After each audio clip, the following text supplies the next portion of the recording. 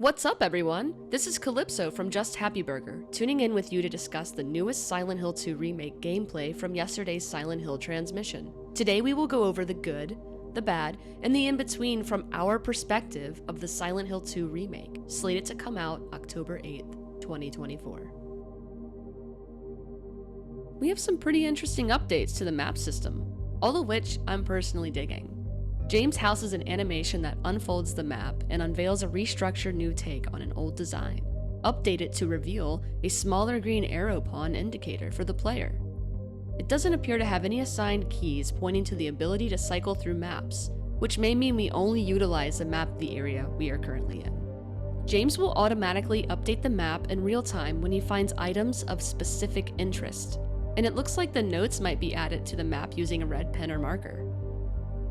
When comparing the remake's Brookhaven Hospital to OG Brookhaven Hospital, we see a slew of changes.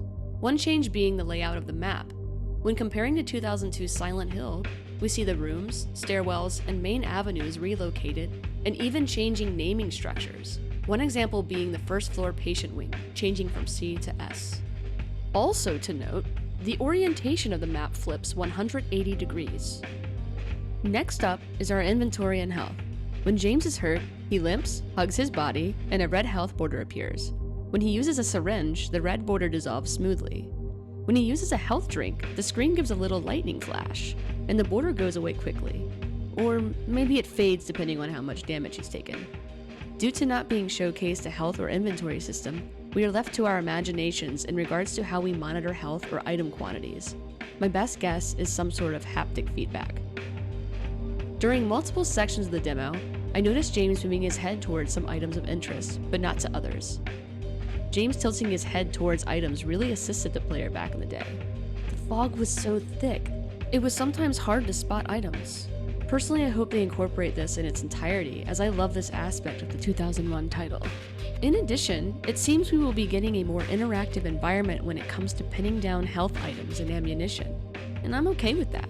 However, I noticed when James busted the window to a car to snag a health item, the bottle read nutrition supplement, but it was listed as a health drink on the left side playing field.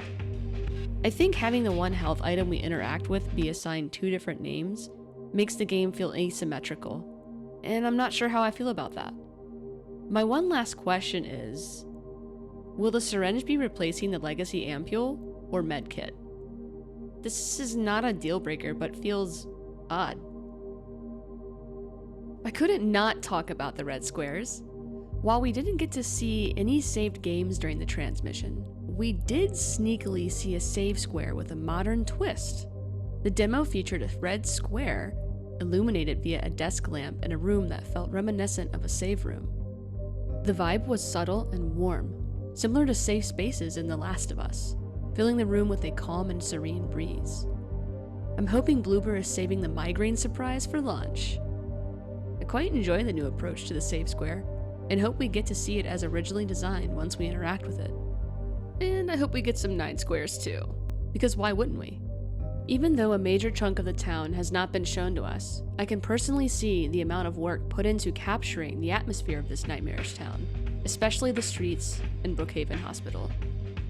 The fog is all-encompassing, and I like that, and the town gives off the tattered and abandoned feeling while also including elements of water puddles and leaves blowing in the wind.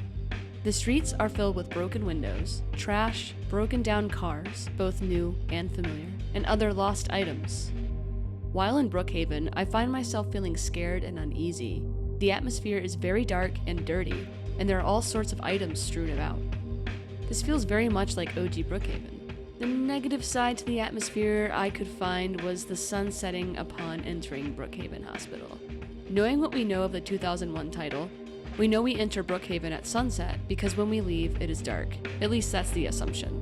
But experiencing the sun is an odd approach. This sort of blissfulness to the elements makes the atmosphere feel not as dark and gloomy, so as to maybe give us some glimmer of false hope.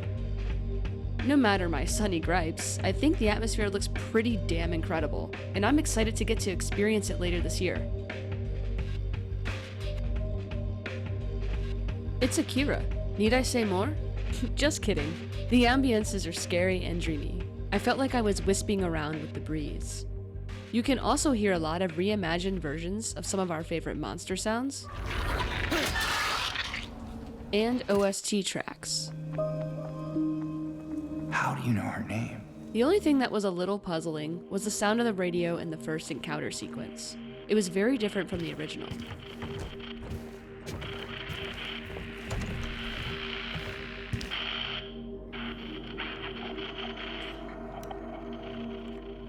It was a different frequency.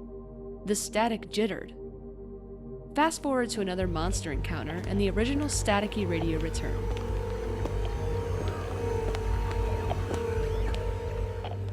I'm guessing they wanted it to be solo from normal enemy encounters due to the fact there's supposed to be some cryptic message in the static. This thing broken?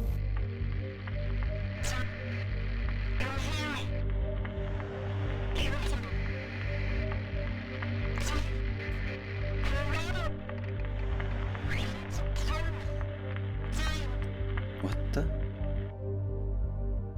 I better take it anyway. I might need it.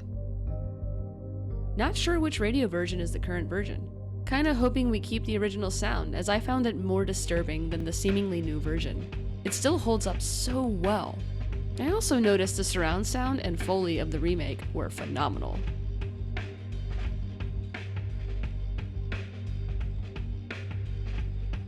James's face model has been modernized, and his face shows more expression than it ever did previously, which is okay with me. His original design was to look a little numb and dead. In the remake, he appears to be confused and in distress, which is exactly what he was in the original creation. In regards to his hair, something is still not quite right with it. Still seems a bit too bright and more textured than before. I can adapt to this though. My other half pointed out how he looks like David Duchovny back in his Agent Mulder days. His clothes have been updated to a more form-fitting version, and his boots have changed from biker boots to a more tactical, combative style. When James moves, he's a bit bouncy and a bit clunky. Might have something to do with Bloober reporting James is not used to combat, and thus will move more adaptively as his environment and time progresses. All I know is, he moved about in an almost careless, autopilot kind of way in the 2001 version. You could even make him fall. So this new athletic approach is interesting. All in all, he looks okay. Maria's face seems more rounded and not as sharp as OG Maria. I hate to say, but my first impression of her was, man, she really kind of looks like Ashley Graham. Definitely not comparing this title to Resident Evil like a lot of individuals, but this one detail really stood out to me big time. Looks like Bloober possibly repositioned Maria's butterfly tattoos to the left side of her chest, rather than near her navel and waistline.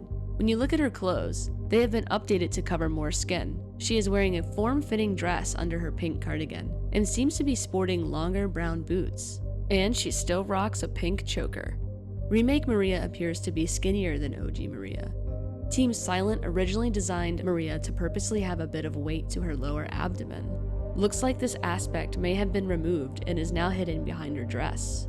We've removed the Christina Aguilera reference to upgrade to a more modern look. One last thing to note about Remake Maria.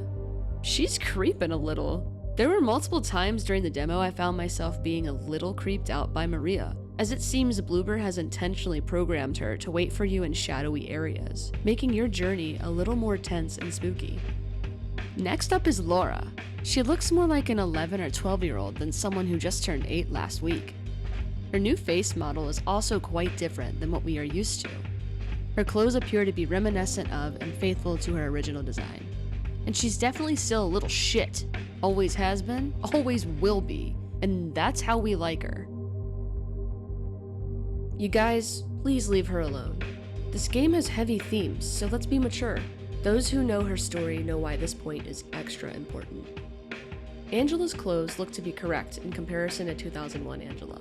Her face and nose is more rounded and not as sharp as the original's design, showcasing her true age of 19. She also has fuller and darker eyebrows. Her body is not as lean and long as the original design, and her mannerisms depict someone who lacks self-esteem or emotional security. She is very expressive and appears very melancholic. She almost looks like she feels like she's a disappointment.